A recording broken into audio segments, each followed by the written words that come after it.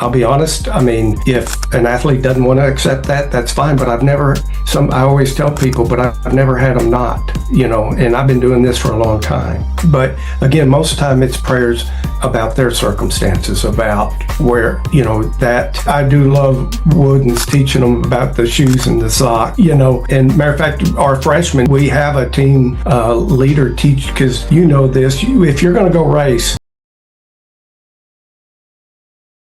Welcome back to the Cory Lee Show, guys. Got a super exciting episode today, and I guess I say that at the beginning of all of them. But I just get excited about getting the opportunity to meet amazing people. And my guest today is Coach David Park. Actually, Coach Park was recommended by a friend of mine. We've got a mutual acquaintance.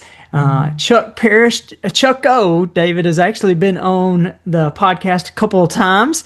And actually, Coach Park, last year, or maybe it was the year before last, I think it was last year, his episode was the most listened to episode on the Cory Lee Show. So you got big shoes to fill. I'm just saying. Hey, I can believe it. I'll tell you, I can certainly believe it. I'm playing. So, Coach David Park, welcome to the Cory Lee Show. Well, thank you. I am so excited to be here, Cory, and anything I can do. I'm blessed to be here and ready to roll. That's awesome. Well, I just want to kind of give the listeners a little bit of background on you. They may not know who you are or what you do. And so you've got 4 decades of coaching experience. You've built a legacy of excellence, resilience, and mentorship. You've been a long-time head cross-country coach and track coach at Decatur High School and Keller High School. You've led 27 teams to the state finals and won 6 state championships. Actually, me and you were talking before. You've got 11 rings in that case behind you. You're a speaker, you're an author, you're a cancer survivor. You've got a book called Focal Point, which you talk about lead with vision and finish with legacy. I think that's an awesome thing. But you've been inducted into 3 different Hall of Fames. Come on, y'all. Keller Sports Hall of Fame, Decatur ISD Hall of Fame, and about to be inducted into the Texas Girls Coaching Association Hall of Fame. Man, that's some good stuff right there, Coach Park. So I got a question for you. I always like to kick off with this. Take us on your journey, man. You just retired, and this is what you retired just a few days ago, you said. So this is a new season in your life. Yes, sir. And so take us on the journey. How did you get from where you were to where you are? Well, Cory, that's a really good question. It all started, believe it or not, I started teaching at 20 years old, and it was on an emergency certificate. And, at that time they said, well, you're the youngest teacher ever in the state of Texas. And all I could think of was, don't mess this up. But through that journey, there was a lot of ups, there was a lot of really low lows, and it took time for me to learn how to deal with each. And there were, it seemed like I was kind of fast-tracked, because, like I said, I started when I was 20, and I became a head track coach when I was 25. And then shortly thereafter, I became the head cross-country coach, just because I had a wonderful cross-country coach, and he left to do other things, and I wasn't excited with some of the candidates. So there for a while, because those were my track kids as well. And so I told him, I said, at that point, I said, I was coaching track and football. And I said, I'll coach cross country too during football season. And that's a pretty tough double, but to me, those kids were worth it. And eventually, it got to the point where I loved those kids so much that I no longer coached football. Wow. And then in Texas, by the way. Yes, in Texas football, by the way. Let me tell you, in Texas, and then uh, I had kind of a low point, and where God had to kind of reel me back in and say, "Hey, let's get back on the horse." And everything started flourishing, and I just knew, number one, I knew I was where I needed to be, Yeah. and from that point forward, I could really deal with a lot of different emotions and so forth because uh, I was coaching the kid first. Mm. And uh, we always talked about, and to the last day, we're going to let winning take care of itself. We're going to become a team. We're going to care for one another. And I kind of uh, patterned my coaching after back in the 90s. Uh, John Maxwell came out with a little book, the 17 indisputable laws of teamwork. And and I preached it to the kids, and then I read other things, and pretty soon it was a self-running team. I had captains, I had lieutenants, the only people that didn't have a responsibility were the freshmen because they didn't know they didn't know. They Yeah. were just there to learn, Yeah. and so I've been really blessed, and probably when I had cancer, uh, the team was my greatest strength. Mm. They, you know, I'd had surgery, and they said, "Oh, you got to be, you got to." It was in the middle of the season. They said, "You need, take at least 3 weeks off." Well, my idea of 3 weeks off was a week afterwards. I went, had my wife drive me to practice. I didn't go to school. I'm sorry, I couldn't say that I went to school, but went to practice. And I remember that first practice, the whole team just came around and gave me a big hug. And, and it was funny because I needed that interaction with them every day more than they knew. Mm. Uh, so like I said, I've just been blessed all the way through. Wow. You said a couple of things. One, you talked about dealing with the highs and the lows. I think so many people, they think about, I've got to figure out how to deal with the lows. But ooh, I'm looking forward to talking to you about this because um, I think you said it before we started recording. You talked about winning. Winning does some things to you, and how you respond during those high points of life. That reveals what's on the inside. I talk a lot about there are two proverbs in the Bible, and they both start out the same way. I think one is Proverbs 17:3, and the other one's like Proverbs 27:21, something like that. But they start the same way, that silver for the crucible, gold for the furnace, right? And then the Mhm. second line is very different. The first one says, and the Lord tests the hearts. That's kind of in those trials of life, the low points.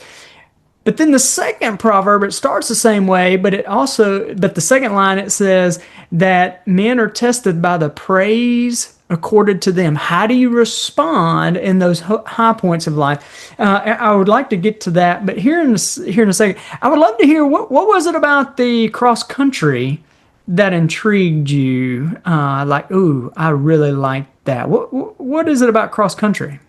Well, that it's funny because I believe all sports and extracurricular, be it band, whatever, for a high school kid, uh, teaches you a lot about life. Okay, but now none of which, in my humble opinion, come near as close as cross country, because I could be a tremendous. I'll use track for a metaphor. You know, 100-meter sprinter, that talent, a great one, that talent's got to be innate. I mean, you've got to have the right amount of fast twitch, red fiber, white fiber, FOG fiber, and yeah, you got to train, but you can get away with a lot. Mm, hmm. Whereas, in cross country, you have got to live it. you have, you've got to, if you want to really be good, you've got to eat right. You've got to sleep right. You've got to, do your flexibility. You've got to, train your speed.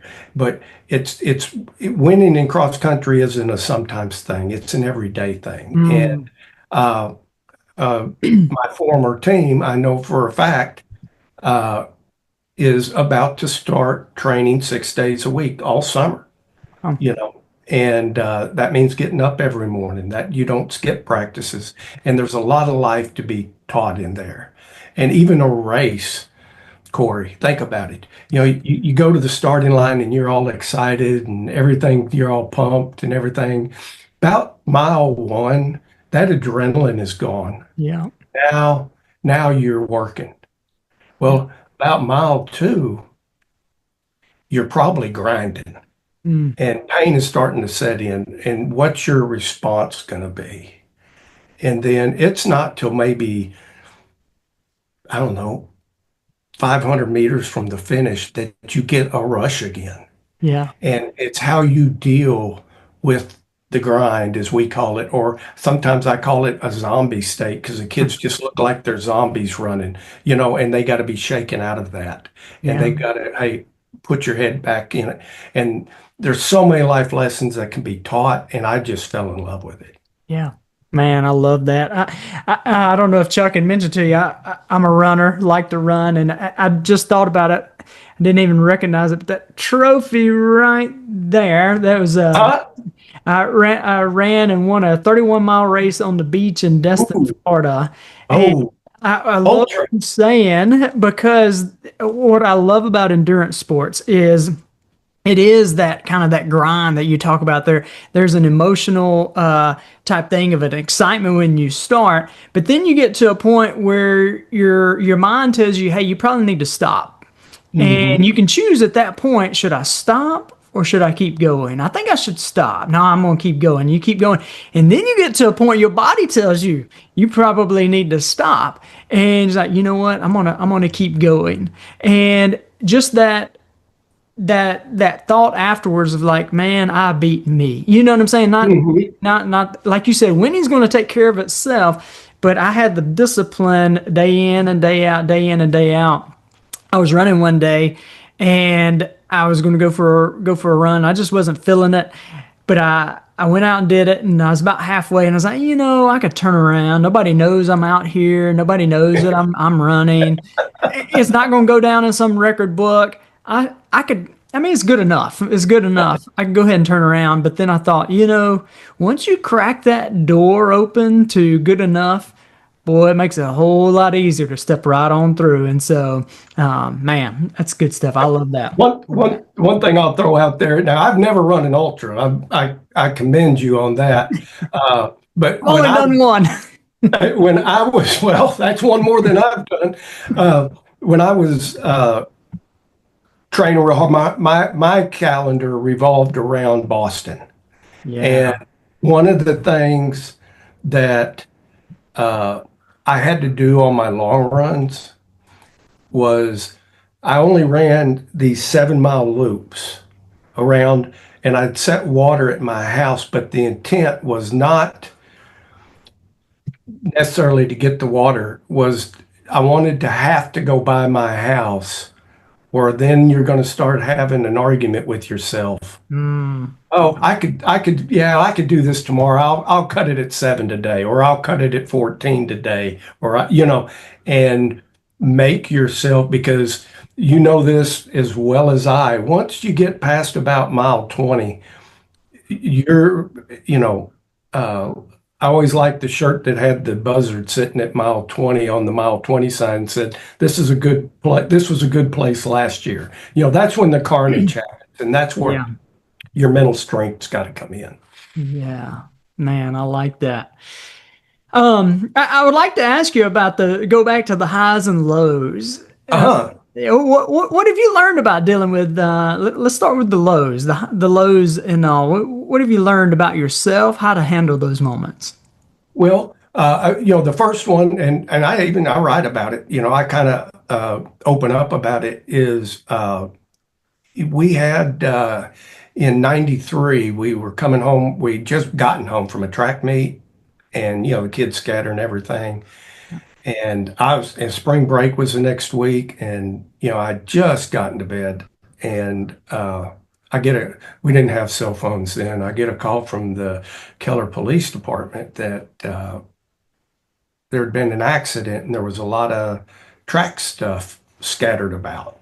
And, could I help basically come up here and see which kids and how to get a hold of their parents, and things of that time. And anyway, we lost a young man that night, Mm. and fabulous kid.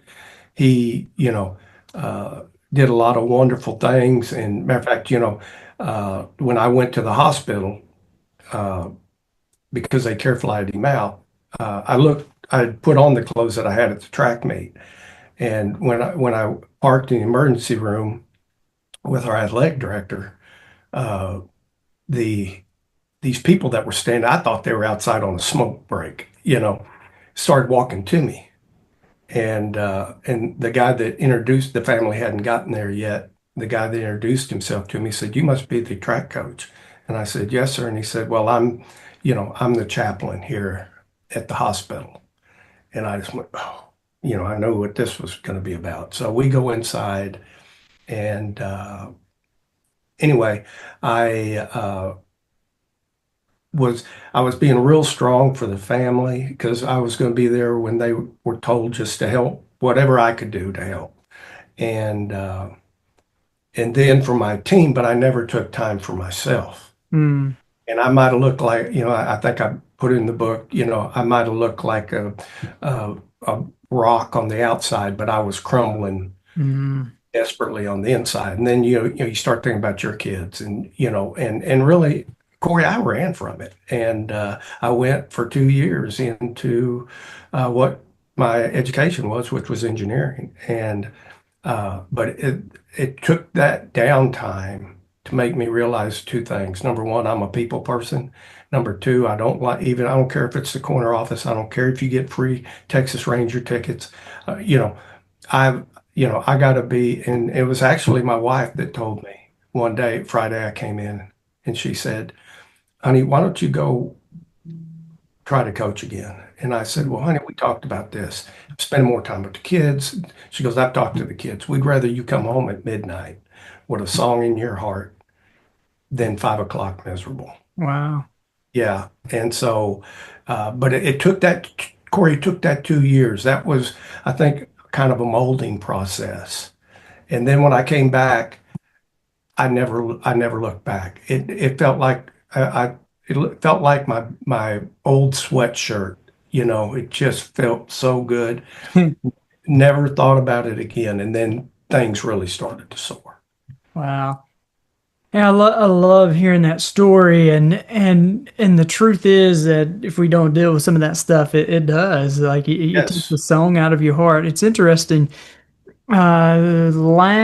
Summer before last, our kids, they play soccer. They like it. We were on our way Yeah. to a summer soccer game, and there was a big crash, and the truck caught in smoke, and it ended up being one of our soccer players. And the coach, he talked about how hard that was for him, Yes. and that's probably been about a year and a half ago, and he is still, Hmm. because like you mentioned, you start to love the kids, you care about the kids, all the stuff. And man, yeah, I can understand that. I want to go to the highs, all right, Uh-huh. to the championships. One of the things that I have noticed, and I would love to hear your thoughts on this. So I've written a couple books, and one of the books, I was getting the opportunity to speak to a lot of high school athletes, a lot of college athletes, and I really want to encourage them to be champions on the field, but not just on the field, but off the field. But I started Yes. to recognize something, that there is a people are comfortable being the underdog, but when you're the champion, people Hmm. struggle with making that transition from being an underdog to being a champion. you're someone who has won 11 rings. How did you make that transition from being the underdog to now you got the target on you? You're the one that people are gunning for. Was that difficult, or was it just like part of the process? Well, again, it was a learned. In 2005, we won our first one, and we won both of them. We won girls and boys. I mean, it was a real celebration, and we.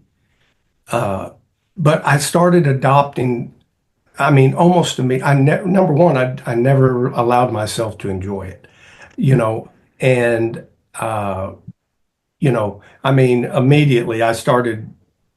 We had workout shirts that had a dartboard, and Decatur was the center of the dartboard, and all these schools where you'd see darts hitting at us, and Hey guys, I hope you are enjoying this episode of the Cory Lee Show. Y'all, I am on a mission to build leaders and to transform culture. So if you're looking for a speaker who speaks directly to the heart, a mentor to come alongside you and your team, or if you're in a position where you're looking for a personal coach who embraces where you are and also believes in who you could become, then I would be honored to walk this path with you. Simply reach out to me on my email at Cory@CoryLeeLeadership.com. Look, let's make your vision a reality. Contact me, and together we'll navigate the path from aspiration to achievement. Your transformation, it starts now. anyway, I really did. I started coaching different. I didn't. I think I pressed more. You know, and maybe I wasn't the nurturer. I was so caught up in winning that I never put my priorities back in order. Mm. And we started going back down. And so I got my priorities back. And I'll never forget in 2008, our girls team won. And matter of fact, set the record for the fewest points scored. And that record still holds. Wow. And and I told them after that, I said, today's your day. And I said, I don't want to hear anybody talk about next year, because I said next year it's a whole different group. It's a whole different set of ingredients. I said, we're going to let's worry about today. We're going to let tomorrow worry about itself. And then we're going to chase. So every year after that, I'm saying nobody can take that. We're not defending anything. Nobody can take that one from us. Yeah. Now let's chase.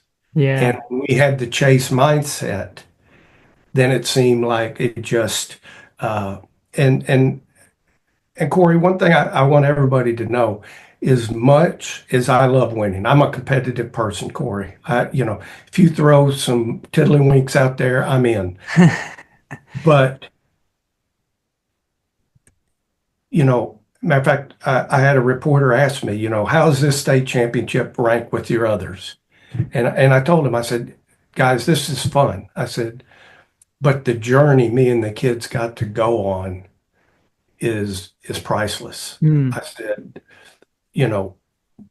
that's going to be my memories, is not standing on the podium. My memories are going to be the entire year that they worked to get here. Yeah. And that, and when you do that, you just kind of level out. Yeah. And, Yeah. Man, I love that too. And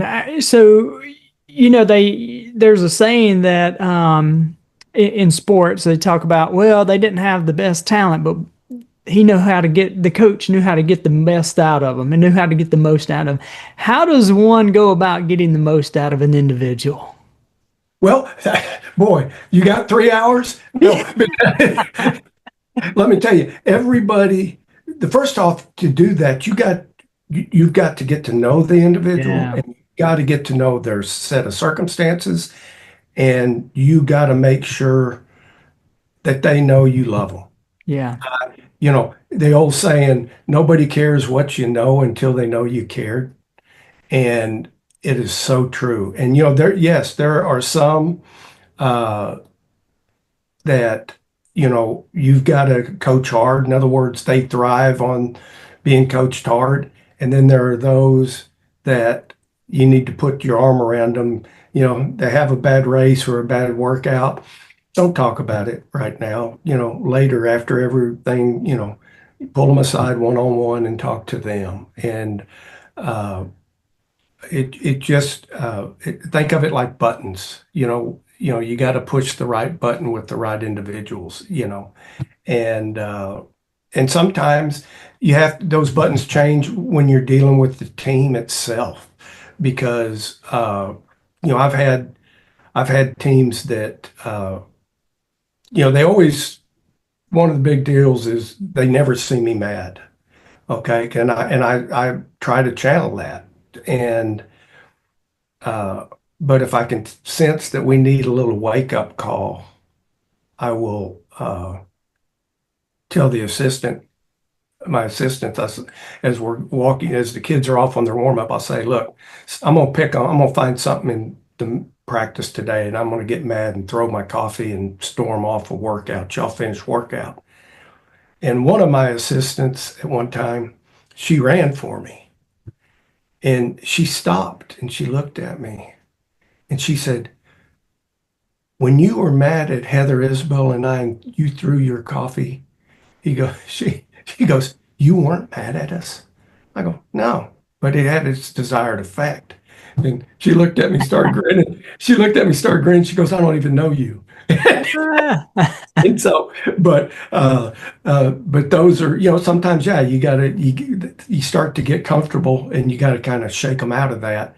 And, uh, you know, and if me flying off the handle and throwing my coffee, and they know how much I love my coffee, throwing a perfectly good cup of coffee, they're like, "Ooh, he's upset." And so I storm off, but then I watch practice from around the corner, and so. That's funny. But usually once a year, not every year, but yeah. Yeah, yeah. You gotta shake it up a little bit, right? You gotta keep them on edge. You make me not feel so bad about doing that to my men's group sometimes. Yeah, exactly. You gotta, yeah, get a little complacent. You get used to the same stuff. I gotta shake some stuff up. Yeah, I like it, Yes, and that's so absolutely. good. I love what you said right there, and a lot of people who listen to this particular podcast, they're leaders, they're business owners, or they're in a position of leadership, whether it's in the home, community, whatever.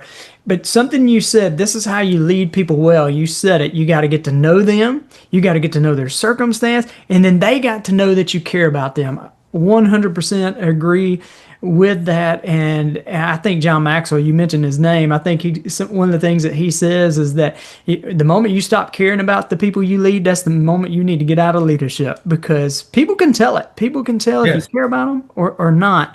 And I love what you said. You got to get to know them and their circumstance. Man, that's good. That's good. Coach Park, do you ever read Coach John Wooden? You read? Oh, yes. Matter of fact, I got one back here behind me. Well, he always had that little pyramid thing, and he Uh-huh. always talked about the very first day of practice. He'd bring out shoes and socks, and he would teach people how to put on their shoes, how to tie their shoes. Yes. Do you have any like core disciplines for you personally as a leader, as a coach? Like, what makes you a great coach? How about that? Well, I like to say, they might have done all that winning in spite of me, but the one of the things that we always do, and is pray together. Mm-hmm.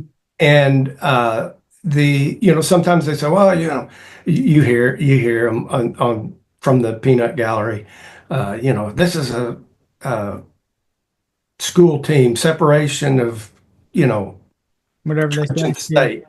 And I've always told them, yes, but we're not in the school. Mm.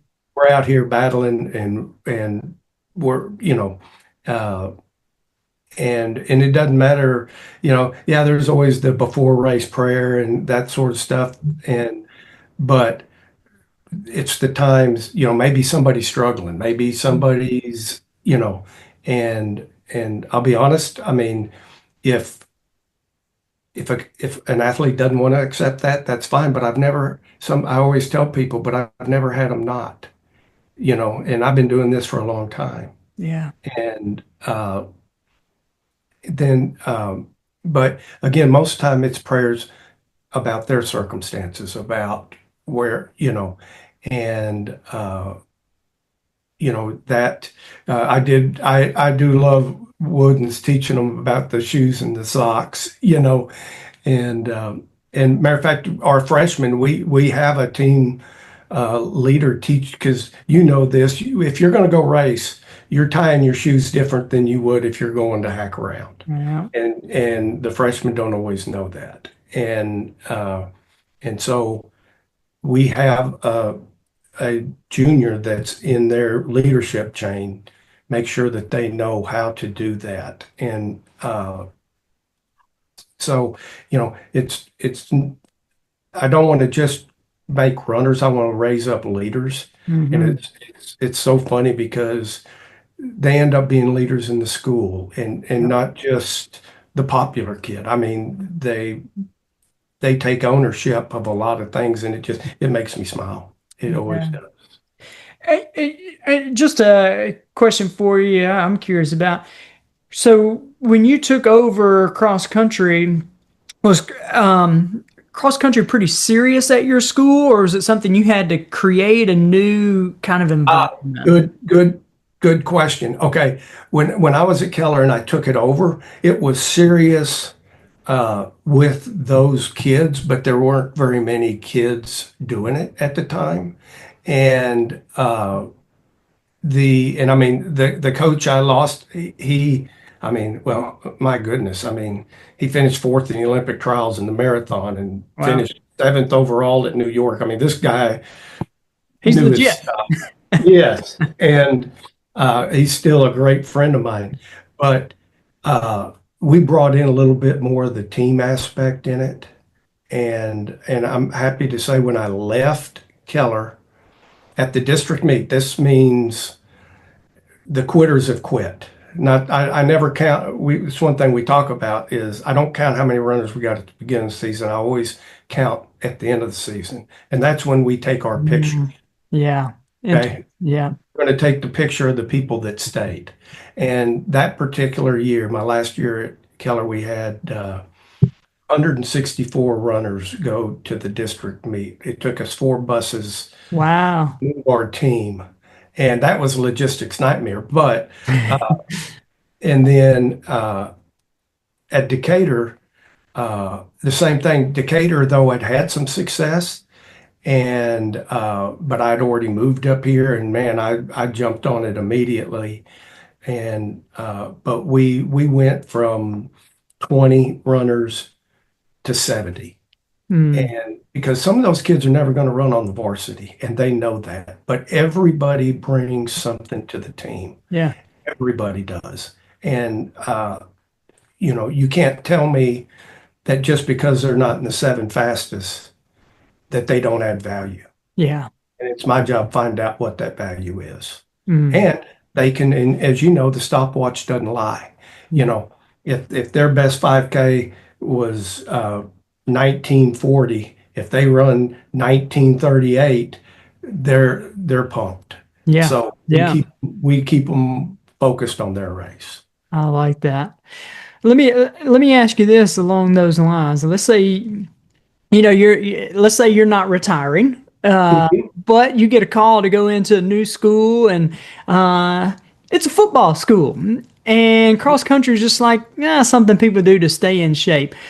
What would you do to transform the culture and the environment around that particular sport? What were some of the things you might would do? Well, I can tell you what I did when I came to Decatur. Yeah, yeah, My first stop was the junior highs. mm, I would, because there may be a junior that's going to be a senior that may not buy into me, and I get that. I get that. yeah, Although I've had some that did, and they were on that 2005 group, but I wanted to change uh, the culture at the root level. It's yeah, okay to, you know, it's and then just be around them. One of my sayings is consistency and commitment equal championships. mm, And I always tell them the truck's going to be there because I always drive a truck. We're running, whether you show up or not, we're running, and the truck's going to be there. And you just cultivate that and then when they show up, now all of a sudden you've developed a family atmosphere, and they start traveling together as a peer culture in school, and then they start bringing other friends in. Oh man, you really ought to come join us. Yeah. Yeah. And that's the way. But yes, if I was coming into a new school, first thing I'd do is go talk to the eighth grade and Mm. go talk, and then I'm going to try to win over some of the others. But I know it may not happen. But I'm gonna be proactive, and I'm going to get into the junior high. I'm going to. I hope I would take it before the year ends so I can go to the track meets. I can go to their, and that sort of thing. Yeah.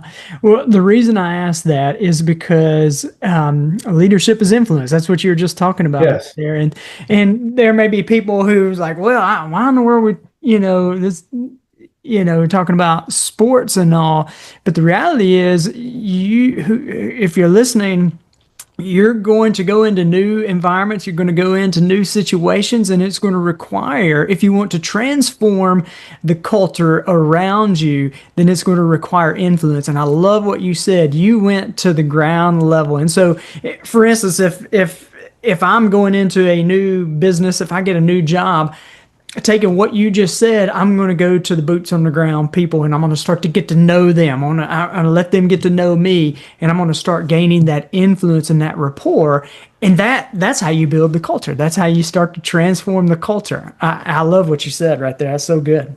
Yeah, I like to think of it as, and I have to date myself now. So I'm going to say, you got a brand new dry erase board, and what you write on it may fade, you may erase it, but it's always going to be a faint outline there.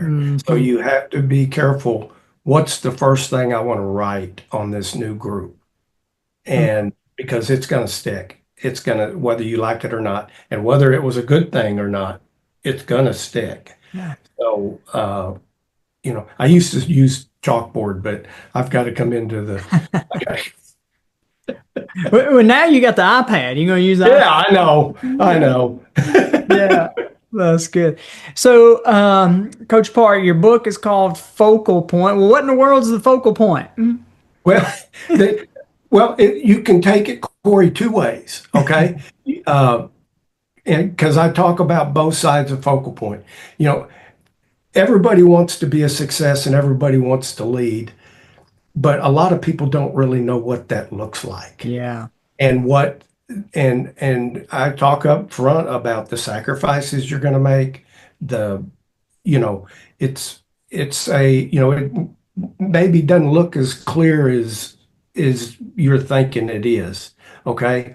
But also on the flip side, on the other side, in my focal point, if you keep God and the kingdom at the center, and then your family on the ring outside, and then, believe it or not, your profession outside of that, you can have a focal point on your profession. You can have a focal point on those things. But if you keep your personal focal point in the correct order, guess what? The other focal point's going to work. I saw something today that said, if you work hard enough at your number one, you're going to get some number twos. But if you work hard at number two, you're not going to have either. Hmm. And I mean, that resonated with me this morning when I was doing my devotional, and it's so true. And we've got to figure that out and like I said, this is not a book about necessarily my successes. This is a book about how I came to my conclusions, which had to be me sharing, kind of opening up and sharing a lot of lows. Yeah. And as a matter of fact, one I talked about response. I responded poorly. Responded better, but still pretty poor. And then when I got my cancer diagnosis, I think I responded correctly. Wow. And and the same with the highs. I responded poorly. I responded better. I responded best. And hopefully those life experiences and will help others, uh, instead of it, I'm Corey, I'm 64 years old. Instead of it taking 64 years, maybe I can cut it down to 20 for somebody. I don't know. You know, is and the but that's what I talk about. That's, whether it be a business workshop, whether it be uh, a church, youth group, uh, young adults. I mean, I'm all in because the principles are the same because life, and like I said, the analogy of cross country and endurance sports is it emulates life. Yeah. Uh, so, but kind of that's pretty much it in a nutshell. Yeah, 100%. I'm with you there. You have that focus on your number one, you'll get some number twos, but Yeah. focus on number two, get neither. I like that. That's good. Yes. Well, Coach Park, I know we're getting close on time there, and I want to honor your time. But hey, before we wrap up, somebody's listening. They need a source of encouragement. They need some go get it juice there. What is Yeah. your biggest encouragement you can share with some folks today? Oh man. Okay. That and I'm just going to tell people what I say all the time. Come on. And you are you are far more capable than you give yourself credit for. Yeah. The only ceilings you have are the ones you built. And hopefully I can help you tear those down. And because I want to push people not physically anymore, tell everybody to relax, but I want to push people to the top, and they're gonna sit back and say, "Wow, I never thought I could get to this point. Wow. I never thought." And Corey, you don't know what it feels like. I mean, some of my fondest memories are at a finish line showing a kid the watch, Mm. and I've got one in particular. She just started shaking. She had no idea. And we talk about in the book, when kids go to race, okay, good, and wow. Yeah. Okay, okay, what race would be good, and you'd be okay. I ain't upset with that, or good. Oh, did you see what I just read? Yeah. And then have them write a wow. You couldn't believe that you'd done it time. You know how many times kids would run the wow time because somebody made them think there. Wow. And that's life. Come on. Don't be small. Don't be small. Ooh, I like that. We're not made to be small. Yeah. I like that. Don't be small. Let's go. Let's go. Well, Coach Park, say somebody's listening, they want to reach out to you. Maybe they want to buy your book, they want to go to your website, or maybe they want to invite you in to speak or coach for them at their event. How would somebody get in touch with you? Okay, the first thing is you can go to my website, davidparkleadership.com, and if you want to buy the book, it's on there. If you want to reach out to me, you can do it through the website or on the website on that last contact me. I've even got a phone number on there. And if you just want to email me, it's david.park@davidparkleadership.com. And Corey, I'd love to talk to any and everybody. One of the things that somebody said at one of my inductions was Coach Park is the Pied Piper. And I would love to be somebody else's Pied Piper to get them going. I like it, man. That's so good. Well, Coach Park, thank you so much for coming on. Man, you've added a lot of value to me. I know you added a lot of value to our listeners. So thank you for coming on. Hey, I appreciate it, Cory. Thank you so much, and thank you for Absolutely. having me. Be I just everybody that hears, I want be blessed. Be blessed. It's Yeah, a I love. choice. Yes, sir. Well, thank you guys for taking a listen. I hope today has encouraged you. Don't be small. That's what Coach Park said. Encourage you in that. And so make sure you like and subscribe so you can stay up to date with any of the latest episodes of the Cory Lee Show. We hope you have a great day and God bless. 3, 2, 1. Okay.